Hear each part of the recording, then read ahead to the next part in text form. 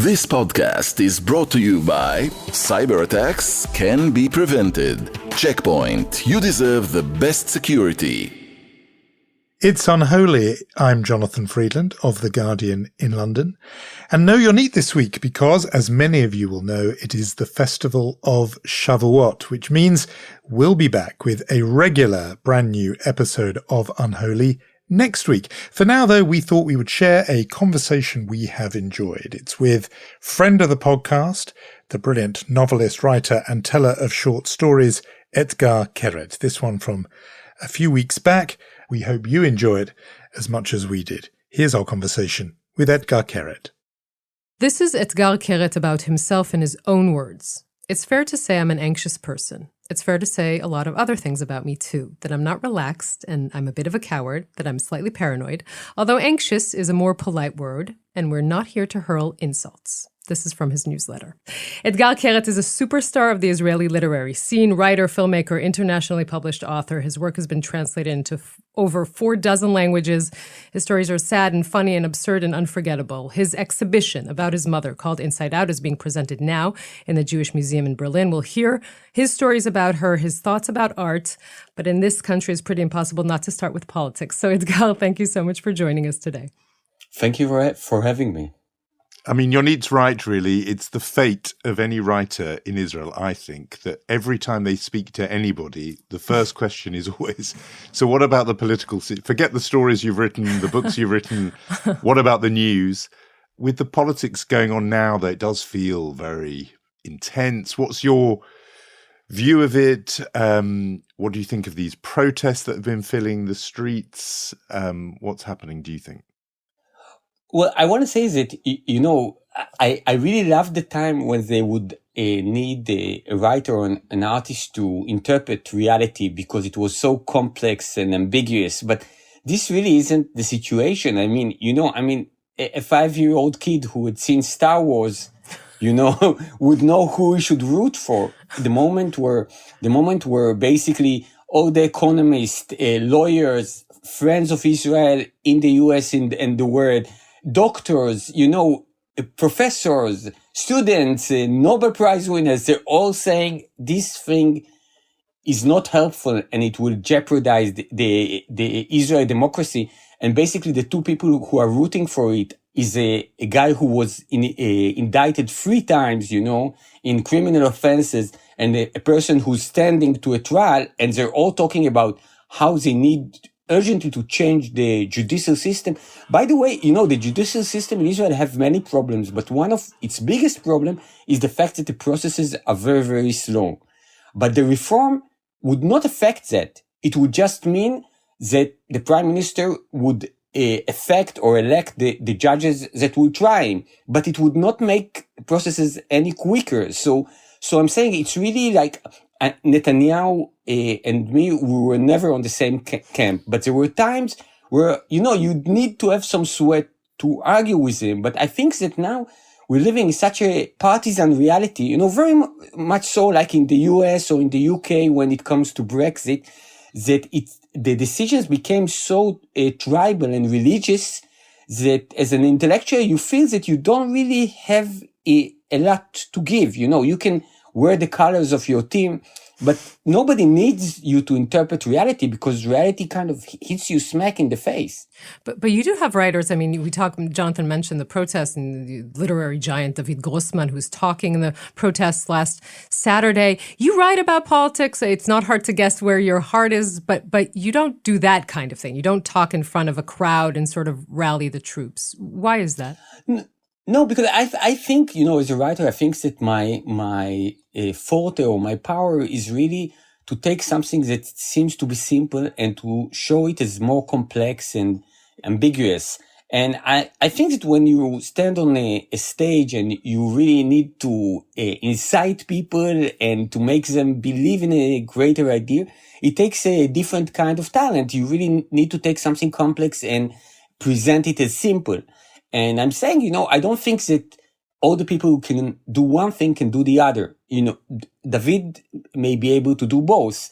But with me, I usually think that my role in society is that when a gang of people are running in one direction, I'm the guy who say, let's wait for a moment. Let's think. Do we really need to go there?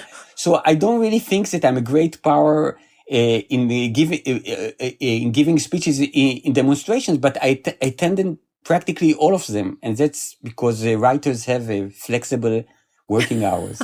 Yeah. So, I mean, first of all, I'm struck by your Star Wars thing, because I can see who's Darth Vader in the story you've sketched for us, but I'm not seeing the Luke Skywalker or the Obi-Wan Kenobi. I mean, I know there are villains in this story, but are there any heroes that you can see? No, and it's really, really funny because at one of the demonstrations, when Shira wanted to make a sign, she had an idea for a sign that kind of had to present kind of the two camps. And it was very easy to put Netanyahu or Deri or Levin on one side. But when she came to look for a face representing basically her point of view, you know, it was, I think, in the end, the closest it came to was Winnie the Pooh. You know, because the thing is that really, I think that in Hebrew tradition, we have this thing that is called Geula derech habivim, redemption through the salvation sewers. through the gutters. Salvation through the gutters is how you would, Salvation through the gutters. And I wrote in my Facebook that basically for so long, I really felt that I had so little in common with most of the political representative in Israel. People like Gantz, Matan Kahana, or Gideon Sa'ar. It doesn't matter what I think about them personally. We don't share the same opinions when it comes to refugees. We don't share the same opinions when it comes to the two-state solutions. You know, we don't share opinions about anything. But it seems that, you know, when somebody kind of puts us on the floor in the middle of the street and start kicking us in the head, we all agree that this is not right. And the idea that you have a demonstration that you can have chief of staffs on the one hand and, vegan potheads on the other, and they're all there together, it's basically that they have one thing in common. You know, they really don't want to live in a fascist country where they don't have any way to protect themselves, where many people are kind of a second level people, where Palestinians have no rights whatsoever. They don't want that. But I think that this is a very kind of weak meeting point. You know, I mean, it's not as if we want to build the third temple as some of the people in our government want to, but we just want people to stop kind of messing with the lives that we were able to build here. And to be honest, when I go to demonstrations, I don't carry a sign, because when I go to those demonstrations, they look like the Disneyland of demonstrations of Israel through the ages. You know, it's like I'm going down memory lane. I see people holding signs that they still had from the social protests, or people holding signs for the two-state solution, or holding signs for something. And it just kind of brings out how different the people in this camp are.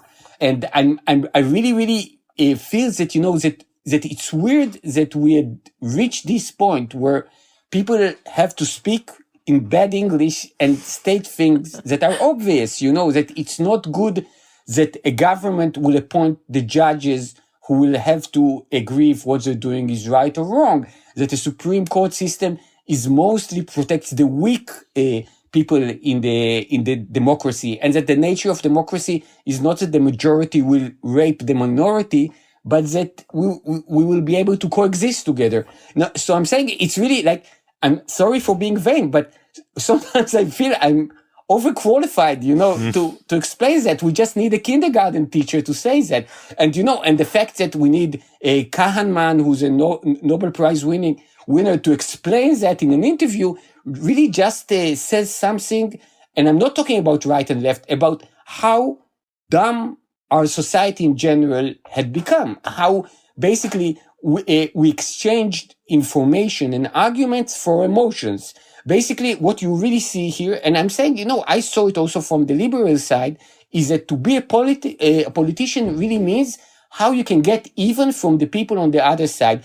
And, you know, and I followed the Brexit thing, and I couldn't help thinking that one of the main reasons for the people who supported Brexit was that all those kind of intellectual that goes to France and drink wine and speak bullshit will stop smiling. This was one of the goals of doing it.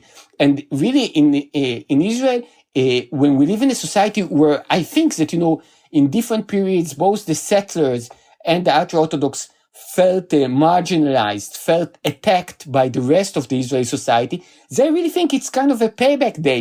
When the ultra-Orthodox offer a law in which every person who has a dog will be fined in a set sum every year because ultra-Orthodox don't have dogs, and this is a way to get even, you really understand that it's really sometimes when you have a bad marriage or a bad relationship, then your partner or you ask the other person for something that you don't really need, but you just want to frustrate them. You just want, to embarrass them in front of their parents. And this is the dynamics that we're having. And I'm going to say really something very extreme, but in Israel, we all say we have different opinions, but we're the same people and stuff like that. But when I look at the entire world, after the social media, most of the countries, they're really split in the middle. It could be US, UK, Turkey, Israel. And basically what happened is that your friends are on Facebook and the people that you hate the most live across the street.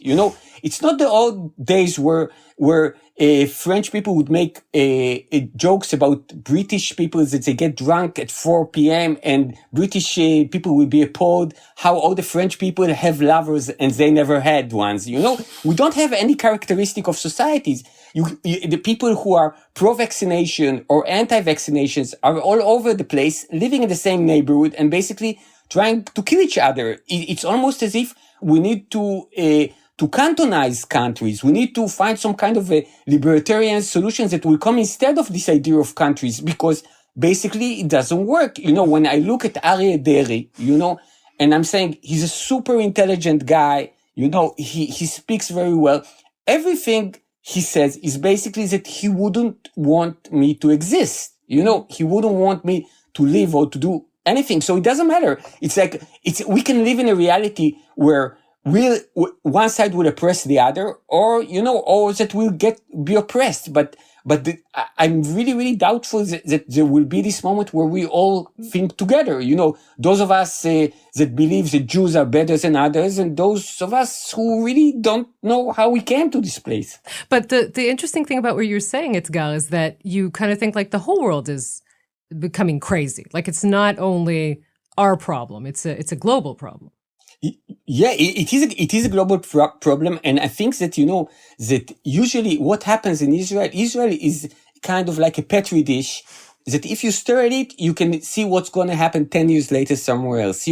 Before September 11, I used to go on tours in the US and say, one day you'll have terrorist attack on your ground, and people say, oh, come on. And it did happen. We're not that special. We're just on steroids. We're just doing everything quicker. We had Tom Friedman of the New York Times on the podcast a few weeks ago, and he said that the relationship between Israel and America is the relationship between off-Broadway and Broadway. That Israel tries things out and, has them first, and then eventually they go to Broadway. You'll get it a few years later. That's with your 9/11 example, it's a bit like that. I would say that maybe Israel is the canary and, and the US is the miner holding our cage, It's basically because we don't even have the resilience or the economical backbone or the history of a country to survive things that the US can. Because, it's a two-way street because when you look at Trump and you look at what happened with the people storming the Capitol and saying that, that Trump had actually won the election, basically, I can easily see something like this happening here if Netanyahu would have lost. But I'm saying he's basically doing the same from a position of power. It's this idea that, that if it's a democracy that doesn't give me complete control, what kind of a democracy would that be, And I'm saying that we're also standing in a very weird situation where you have a government saying one thing and a prime minister say, don't take them seriously. Don't worry. They're just talking. I promised them, but I'm lying. This guy said that I'm a liar, a son of a liar. So he's just saying he's the minister of something, but who cares? I just bullshitted with him. So it's really, really like, it's a dynamic of a a soap borderline with a sitcom. And I want to say, and I want to say that when I see the coverage of it, in TV, there is this feeling that this idea that we shouldn't take a stand. We shouldn't take a stand, which is something that happens in world media for so long. We can show a clip, in which you see a soldier beating up a peace activist, and they bring two people to the studio who say that he's not beating him up, and that they're actually making love, and that the peace activist started it all, and just so there will be some balance. But the idea is that for me, the communication is not somebody who's really trying to make peace in a fight between two sides. It's really those people who should state the fact and stand for these facts. You're talking about another channel, I'm sure. You're just no, of course. No, I'm saying, you're in a channel where your political analyst said in the most crazy evening when they burned the synagogue, he said that we should make sure that the people who burned the synagogues will count their dead. So I'm saying that the idea where the news is basically kind of chewing the information and spitting it in our face as some kind of an emotion. Now you should be appalled. Now you should be surprised. Now you should do this, or now you should do that. It's really, it creates some kind of a reality where it's easier for people who are not democratic to control community, because the job of, when they say about the journalism being the watchdog of democracy, then really, in Israel at least, it's the puppy of democracy. It's really it doesn't even bark, it just rolls over and wants to be liked by everyone. Okay, so we know, but we can get dragged into a conversation about Israeli media. I do want to pull you back into talking about the junction between politics and art. Because if I look at what you've been doing in recent years, so there's this exhibition about your mother in Berlin. We're going to talk about that in greater detail later in our conversation. There's a series for Arte. There's a movie in Japanese and a short film for a Polish production company. Is this a conscientious decision to sort of pull away a little bit in your art from Israel? No, I was born in Israel, lived here all my life. My parents were Holocaust survivors who saw great importance in Israel. It wasn't kind of just a random choice or one that made, it was an ideological one. And all my life, I lived in Israel and basically wrote about Israel, and I still write and publish books here. But whenever I need to do something that needs funding, I find it problematic to get money here. The last series I wrote with a friend, which was about a rabbi adopting a Palestinian child that his family was murdered in a hate crime, is currently being developed by Netflix Poland. And it's about a Catholic priest taking care of a Chechnyan immigrant, because I couldn't produce it in Israel. And now I don't think that, I'm being blacklisted, for my opinions or anything. I do think that we're living in a global environment in which have switched, from art to entertainment, and that basically with Netflix algorithms and with broadcast channels really wanting to control the content, then this idea of somebody coming with all kinds of ambiguous and strange ideas who really don't give a clear message that you should be nice to weaker parts of the community, or that women should be presidents. The moment that somebody says something that you say, is that good? Is that bad? Then a broadcasting channel, especially in Israel, would say, we don't want to mess with that. Maybe people will misunderstand what you're saying. And in this kind of reality, I'm hustling to do whatever I want to do. Whenever I want to do something, I try until I find a nice German / French / Japanese person who says, I find it interesting, but this is only after I ran out of Israelis to pitch this to. So are you saying that it's those other societies, not Israel, that are more open to ambiguity, and that Israel wants it to be black or white, sort of morally clear one way or the other? I would say that ambiguity now is a global taboo, but that, when you go to bigger places, then, sometimes you have other chances to deal with that. But what I think is that we live in a very, very strange time where people basically want to control everything. When you have road rage, they want to control the way that other people will drive. They want to control what they're going to learn. They want to control the fact if you will vaccinate or not vaccinate, and in this kind of reality, people want to control the content that they're going to watch. The moment that my best friend's son watches Netflix series in double speed, and he complains about some series that they're not good because you can't watch them in double speed, so he doesn't watch them, then the moment that this is the bar that is being set, then of course, if I write something that is a little bit comedy, but it's sad in the end, and there is a sci-fi beat to it, then the Netflix algorithm says, we want our customer to be happy, and you're confusing them.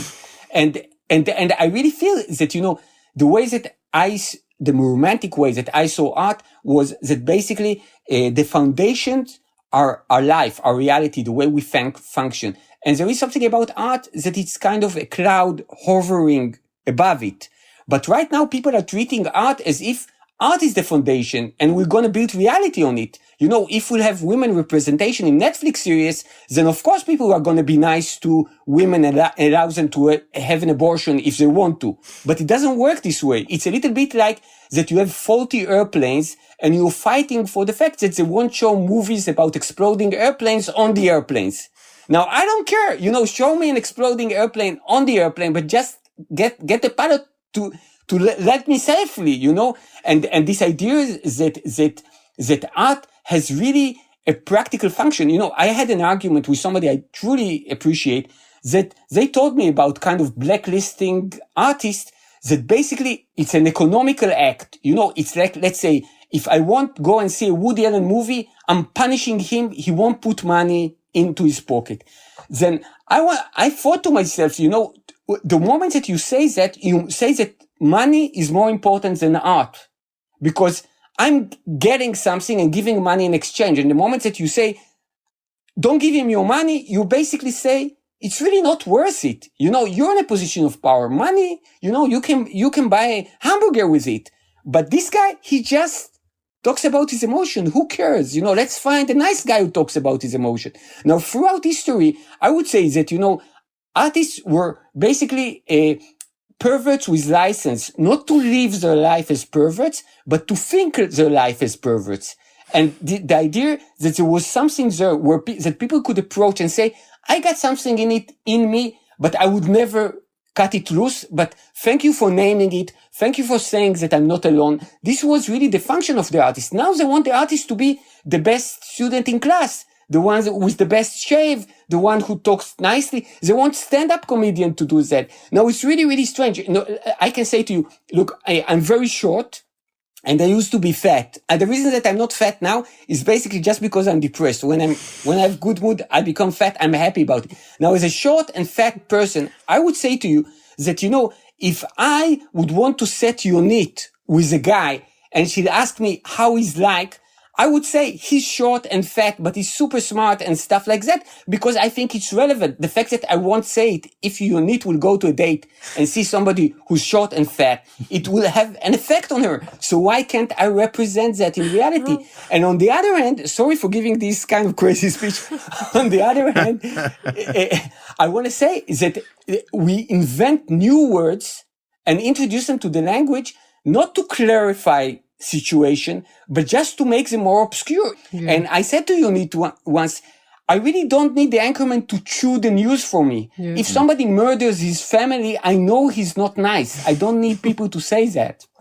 I agree. Let's get on to your latest piece of work, just because there's so much to talk about with this, and I really want to hear you on this subject, which is this exhibition of yours called Inside Out, which is about your mother. And again, it's an example of taking your work abroad. It's at the Jewish Museum in Berlin. I think the best way to get a sense of what you've done here is to hear some of it, because it's built around some stories about her, some very, very short, some long. Suitably for us, we can play a couple of short ones. And I just think it will give a little flavor of what it is you're doing. This maybe it doesn't need any introduction. This very first one about your mother and the business she ran. So let's hear this. Fabric. Before I was born, my mother worked at an advertising firm in Tel Aviv. It was a demanding job, and she wanted to devote as much time as possible to her kids. So when I was a baby, she quit her job and opened a fabric store on a little street in our town of Ramat Gan. Fabric basement was on a basement floor with no windows, and it looked a bit like a musty cellar, but everything inside the store was decorated in good taste.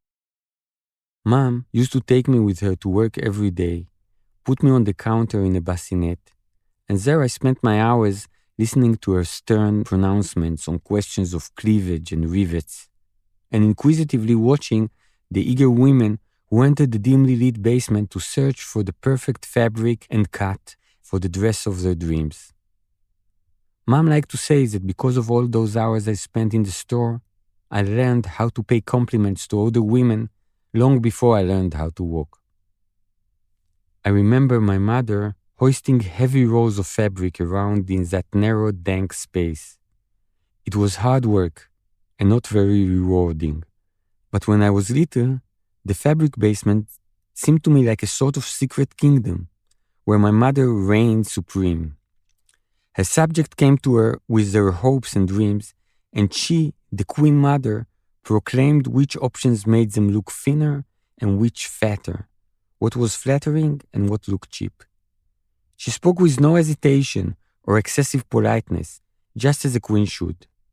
And the women kept coming to that little side street in Ramat Gan from all over the country, so that my mother could flip through the stacks of Burda magazines piled neatly on the counter and select the patterns that would accentuate their advantages and conceal everything else. Not everyone can be beautiful, Mom told me once. But if you make an effort and you don't give up, you can always be less ugly. I mean, just hearing that, it goes to the point you were saying about ambiguity, because you come out of that story thinking your mother's a lovely woman and also quite a tough woman all at once. And even in just a few lines, you're conveying a wholeness about her. And all the stories do that. But you have said, I think elsewhere, that it took you a long time to write about her and you found it difficult to write about her. And yet when you hear a story like that, you think, well, she's an absolute natural for as a subject for a writer. So why was it difficult? Well, I think my mother was a very complex person, and she was also the closest person to me in my life and the person that I loved like no other person. And whenever I would speak to people about her, it would seem like, I like to compare my mother to God. I know that it's, but that she has many faces, she can be merciful and vengeful, and humble and vain. And every person I met would kind of try to sum her up as something else.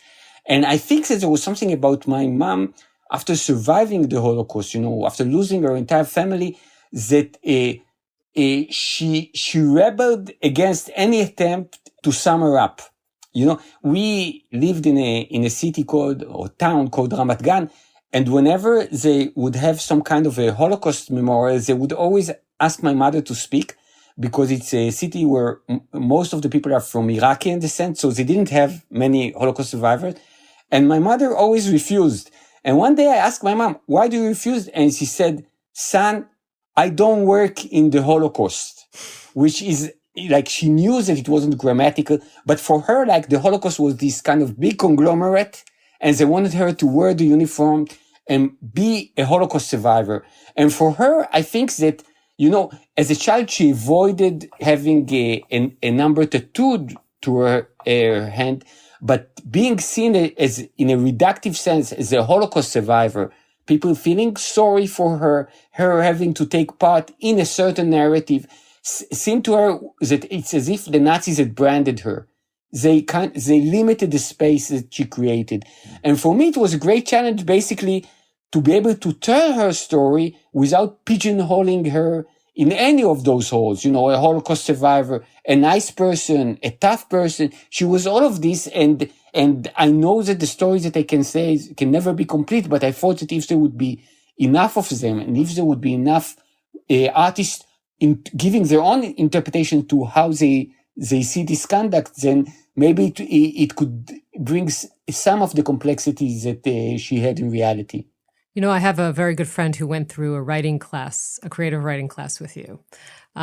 She loved it. But one of the things she told me was that you teach a lot about writing as therapeutic.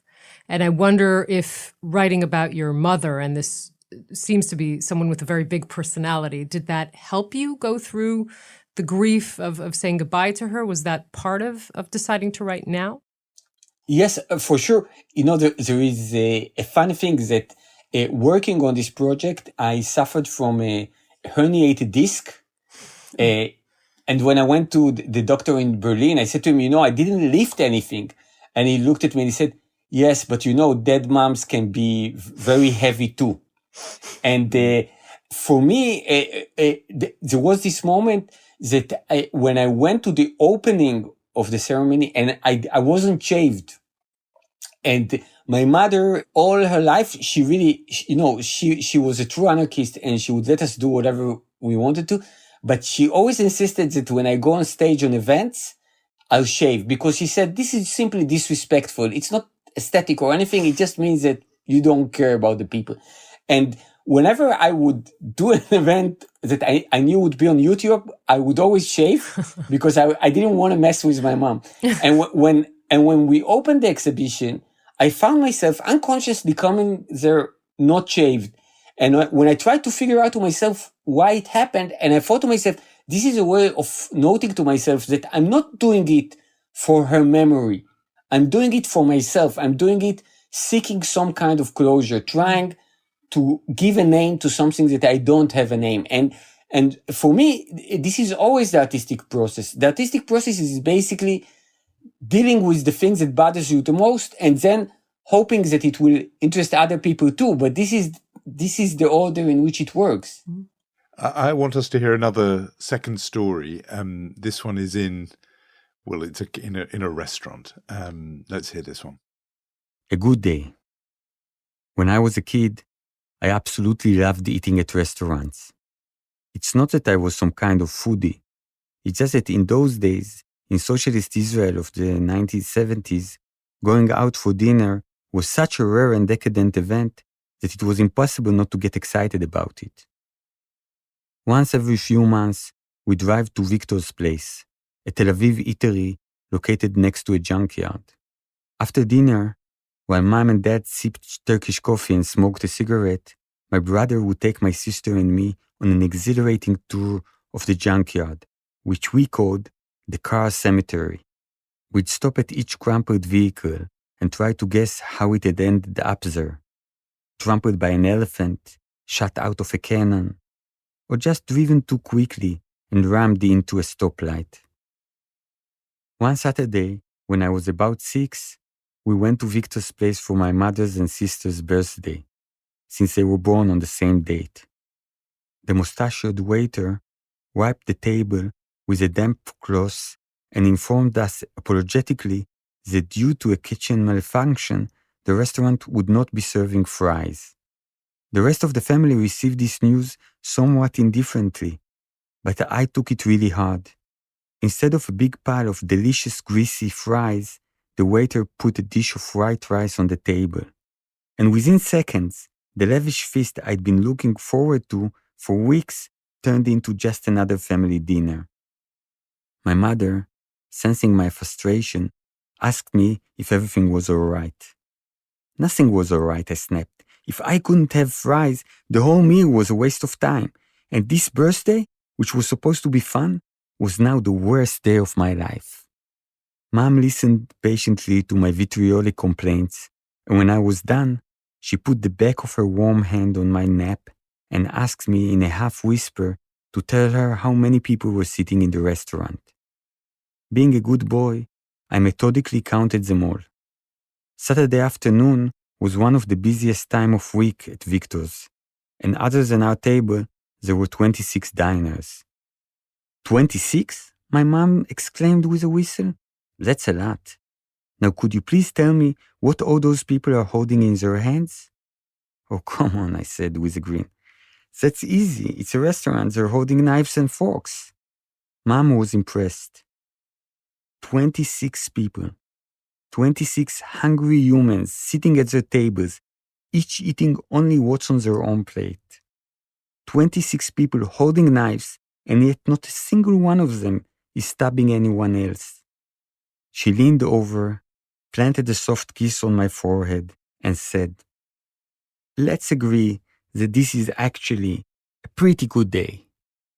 This story had such an impact on me immediately, and I realized why, which is it reminds me of something else, which also had a huge impact on me when I first came across it, which is the opening of Art Spiegelman's Mouse graphic novel, which the very opening thing is between the son and the father, who is a Holocaust survivor.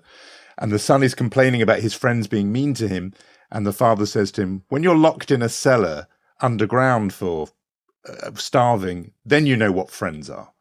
As if your experience and what you're complaining about, little child, is nothing compared to what I have seen.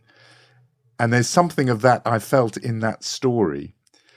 You know, you paint this very rounded picture of your mother through these stories, but I did wonder if there was some of that you felt everything that you were living and going through, even as an adult maybe, just was nothing compared to what parents who are Holocaust survivors have seen.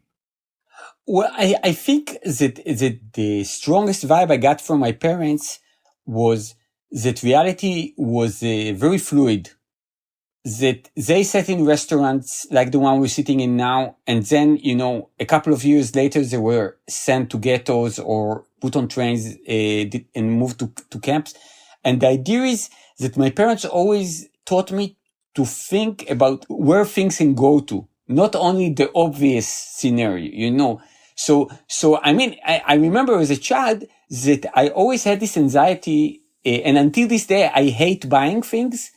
Because whenever I buy something and, you know, and I give the money note, I say to myself, what would happen if the guy would just put it in the cashier and say, please pay me. No, you didn't pay me, you know? And this is a thought that goes with me since I was 5, because I think 5 years old, because I think that my parents saw a social order crumble into dust, and the potential of that was always with me. So I think in this sense, when I was a child, I always had this kind of thought that if there would be another Holocaust, I would not have the ability to deal with it. I would never survive. I would never have the motivation or the power. I wouldn't be merciless the way that you need to be. I wouldn't be murderous the way that you need to be. And that I'm going to live until the next Holocaust will come, and then probably, you know, we'll need to check out. And this was something that I felt very, very strongly as a child, that my parents had something in them that I didn't have. I didn't inherit this surviving skill. It's interesting to me when you talk about your mother, she named you Etgar. In Hebrew, that means challenge. That's Yes. quite a thing to carry. I mean, did she ever tell you why, or is it like, how does that? Yeah, you know, whenever I give speaking of engagements overseas, I always say that my name, Etgar Keret, actually means literally urban challenge, which is a great name for a pair of sneakers, but a very weird name for a human being.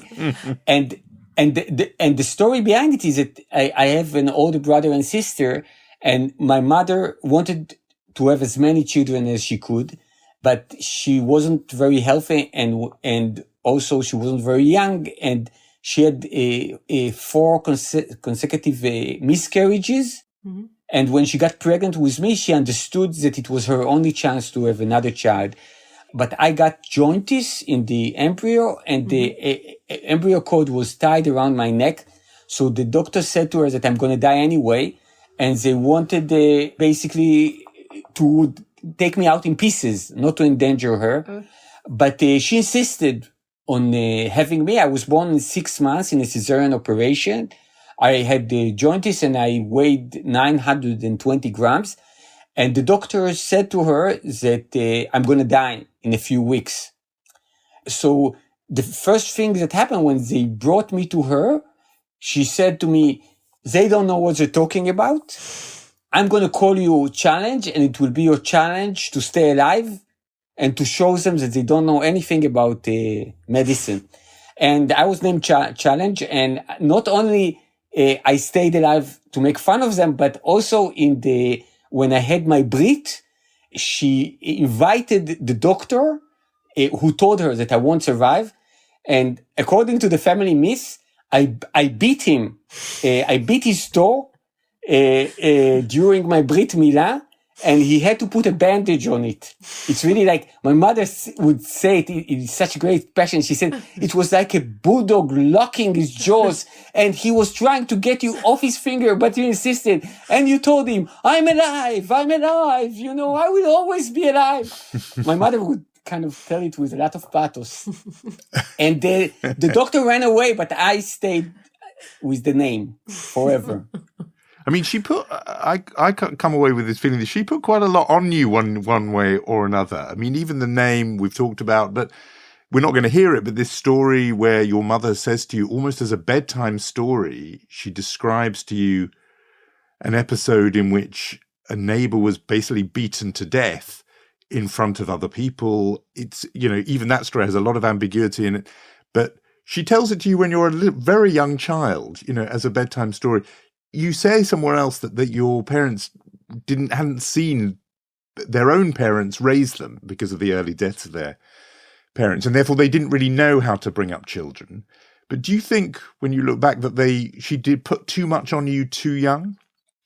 I think that in the end you're kind of the sum of your history, and when you're in a certain moment you can say, I'm okay with what I am, or I wish I was Jonathan, or the Incredible Hulk, or I don't know, Aryeh Deri. But so I can say that I'm content with who I am, and I think that that I became this person through the love that I got and through the scars that I had. I often say that I wasn't raised in a family, but I was raised in a loving group of partisans hiding in the forests of Ramat Gan, and I think that this was the sensation. And I remember that one of the things that me and my mother discussed more than once was the fact that I told her that I think that even if I'll be in an urgent situation, even if I need to save somebody, that I'm not sure that I'd be able to kill somebody. And my mother, to reassure me, would always say to me, oh, you would know when the moment will come. And she say, your brother, I don't know, but you, I'm sure you're going to cut people throat. You're going to murder them in a second. Don't worry. All this hesitation, the moment that anything will be in danger. You're a killer. I can see that you're a killer. Don't worry, And, and I'm a guy, I'm vegetarian since the age of 5, after watching Bambi. And when you're 6 or 7 years old, and your mother assures you that if you ever need that, you strangle somebody to death or kick his head off, then it's both kind of reassuring, but it's also scary because you say, maybe she knows better. Maybe I am a killer and I just think that I'm a liberal left-winger. I just want to explode and, I don't know, be like Thanos and murder everybody on this planet. But it is interesting because your family, we should say, your two siblings, one of them is your older brother who's a left-wing activist, very active. And on the other hand, your sister who's is a settler. I mean, she lived in a settlement. Now she lives in Mea Shearim. She's an ultra-Orthodox. How does that all work together, even if we add, discuss what we discussed at the beginning of our conversation and this? Well, so my parents, again, being Holocaust survivors, then my father's point of view said, is that it doesn't matter what your political ideas are. It just matters to him what reality you're aiming for. So it's basically for him, the political parties are just tactics. The question is, what's the strategy? And he always said, when I look at your left-wing brother, or my parents themselves were right-wing. They never voted for Netanyahu, but they were like Begin kind of people. When I vote for Begin, when you make your choices, when your sister prays, we all want the same thing. We don't want to oppress anyone. We want things to be better. He said it's a little bit as if like you have a table and you want to get it out of the room. And your sister said, let's pray for God to take out the table. And your brother says, let's take it through the window. And I said, let's take it through the door. We all want the same thing. We all want to live in a fair society. And that's why these political opinions don't create our identity, which is the reverse of what's happening in social media, in Israel, and in the world. The idea is that the moment yesterday, I had my last class in university, and I invited all my students home. And my favorite student and the best one that I had in many, many years, and probably one of the kindest people that I met, he lives in Hebron, in Drom Har Hebron. I don't know how you say it in English, but it's basically the most hardcore settlement, the place that ideologically, I think that it's the last place where Israelis and Jews should be. But I can acknowledge that and acknowledge in the same time that he's a human being who has doubts and who's basically kind and who keeps doing good and tries to become a better person. And there is no contradiction between the two. And I think that now we live in this kind of a binary unlike reality in which this is not considered right. It's really like, I talked to him and he said to me, some people in the university, the moment that they hear where I live, they stop speaking and they walk away in the middle of a sentence and ignore me. And I really think that one thing that it's good for the liberal camp to remember in these days is basically to try and think whichever unpleasant experience that we're having as citizens now, to try and think of something that is close to or similar to what people on the other side had felt. Let's say the fact that I don't want a person to bring some misogynic or homophobic things inside my son's high school curriculum. Really, the closest I could get to is the fact that we want ultra-Orthodox institute to teach math and the English, or they won't get support. I'm not saying it's the same, because I really understand that, if they learn English and math, they would be able to integrate in society, and it's good for everybody. But I can empathize with the fact that somebody goes to your children's school and tells them, what you've been teaching is not good. I want you to teach that. The violence of that act is something that it's easier for me to feel when it's being done to me. And I'm saying that it's a little bit like we're having this football game where each has its own team, but we should be aware of the fact that there's no rules anymore. That the fact that, if somebody hits me with a hammer and I hit him with a hammer, I may score a goal, but we're losing our game. Yoni mentioned David Grossman before, and he has this thing where he says if he had to describe who he is and in the order of what's most important, and I hope I'm remembering this right, but I think he would say that he was Jewish, male, Israeli, in that order. That in terms of understanding him, the most important fact about him is that he's Jewish, second, that he's a man, third, that he's Israeli. But it was interesting to me, the order. It may have been male, Jewish, Israeli, but the important point was that Jewish came before Israel. And the New York Times wrote about this. It said that Keret, about you, it said Keret might be classified more as a Jewish than an Israeli writer. And it said more versed and interested in the varieties of alienation, working in the tradition of Franz Kafka, Sholem Aleichem, or Isaac Bashevis Singer. I don't know what your answer to the Grossman question would be, which order you'd put those three things, if those would be the three important things. But is there some truth in that about you being a more Jewish voice than an Israeli voice, do you think? Yeah, well, I wouldn't know where to put the male thing, I probably just put it somewhere on the shelf, but I'm definitely, I would see myself Jewish before I see myself as Israeli, because again, as my mom would say, the Nazis had decided that for us. It's really like the idea is that I can immigrate from Israel, but apparently I can't stop being Jewish, and my heritage comes from that. The history of my family is not from Israel. It's from various diasporas, from Poland or from Belarus. And also, I think that there is something, to be honest, I don't feel very strongly attached to national identities. I know it's not a nice thing to say, but basically I feel that I'm kind of a diaspora Jew in the sense that if you put me in a room with 5 people, I will already feel a minority. I'm most likely to disagree with most of them and to feel oppressed by the others, So I think that for me, being Jewish is really this idea that when I studied in elementary school, I said to myself, wow, we Jews, we would argue with anybody, even with God. Look at all our heroes, Abraham, Job, Jonah. God said to them, go and do that. And they say, oh, no, we don't. You don't know anything about this word, God. And I think that this idea is that, in Judaism, you learn in chevruta, in pairs, because you learn through polemic and through argument. All those things are things that define me. For me, Israel is first and foremost a place. It's a bunch of people. It's a language.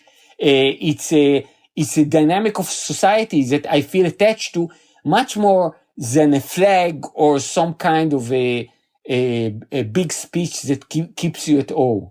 Yeah, I'm quite surprised none of us said that we should start with neurotic, Jewish, and then the rest. But okay. That kind of Jewish is kind of implied. It's implied. It's implied. Yes, it's implied. I'm too neurotic to be a male. Exactly. I have to. I can't end this without quoting our sound editor Omer, who's your biggest fan really in the world. And he asked me I told him we were going to talk to you. He said, Etgar is so modest, but he knows he's a genius, right? So I'm throwing that to you. Well, I'm not modest and I don't think I'm a genius, so I think he got them both wrong, but I'm so happy that he likes my writing. So we should remind our listeners that your exhibit Inside Out in the Jewish Museum in Berlin will run until March 19th. It's very successful, so it's been extended until March 19th. We really thank you so much for talking to us, Etgar. You made us smarter. Thank you. Thank you. It's been a great pleasure. Thank you, Etgar.